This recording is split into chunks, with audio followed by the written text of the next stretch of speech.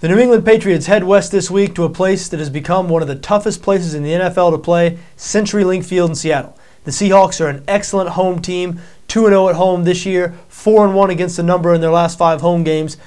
Now, they gutted out a good road win last week against Carolina, so maybe it's time for us to stop saying Seattle's a good home team or Seattle's a solid team with a nice defense.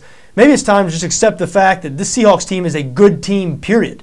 Seattle has the look of a contender. Now, it is due to that defense, and I think the reason that maybe so many of us, and I say us because I'm one of those, coming into the season, I thought Seattle was going to be a 7-9, 8-8 type team, and they're clearly better than that. But I think the main reason some of us have been so slow to come around on this team is the fact that they're so obviously flawed. And it's tough when a team has an obvious glaring flaw. I guess sometimes it can be hard to really embrace that team, even when some other parts of the team are so good. But apparently, we need to go ahead and embrace this team. Now, their flaw, you know what I'm talking about. They cannot pass the football. This team can't pass the football. They couldn't pass the football last year. They couldn't pass the football the year before that. They tried to address that in the offseason, signed Matt Flynn, drafted Russell Wilson. They're as bad passing the football now as they ever have been. And that might irritate some Seattle fans to hear because I know a lot of people are behind Russell Wilson right now, and understandably so. He's a rookie. He might develop into a really good NFL quarterback. He's won 3 out of his 5 starts as a rookie, which is obviously impressive. However, numbers are numbers, facts are facts. Seattle, 31st in the league right now in passing offense, only averaging 147 passing yards per game. That sounds like 1981 numbers, more so than 2012 numbers. Seattle also, because of that, because of the fact they struggle to pass the ball, they struggle to score points. 28th in the league in points scored. And this is the same old story for the Seattle team. We've been saying this over the last couple of years, which is why, again, I think a lot of us hadn't yet come around on Seattle as a good team, but it's time to. It's time to forget about that. So they only pass for 140 yards a game. So what? Seattle, just like the San Francisco 49ers, are proof that all the talk about how this is a new NFL and you have to pass the ball to win and running the ball and playing defense don't matter, all that talk is way, way overrated. We're seeing more and more teams, really the entire NFC West. Look at the NFC West now. It's been a surprise division. San Francisco, that's how they play defense and the power running game. That's how Jeff Fisher is trying to get the St. Louis Rams to play. Ditto with Ken Wisenhunt and the Arizona Cardinals.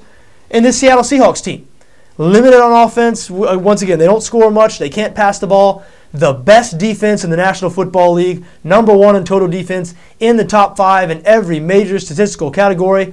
Now, we get a rare treat this week because we get to see the #1 defense in the league go up against the #1 offense in the league. New England is coming to town with their high-flying offense, #1 in the league in total offense, #1 in the league in points scored.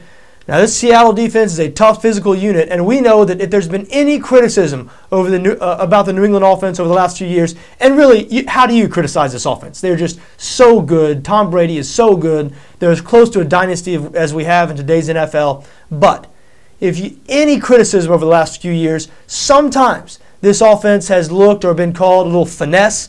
Now, we haven't heard it called that as much since Rob Gronkowski has become a big part of the offense, but in years past, you heard whispers, the finesse offense, and you've seen them at times go up against really good defenses, and the offense has been sort of smothered. Wide receivers had trouble getting off the line. So I'm sure Seattle's going to try to employ that. This defensive backfield, especially a very physical group, likes to challenge wide receivers. So it'll be a fascinating matchup, this New England offense against the Seattle defense.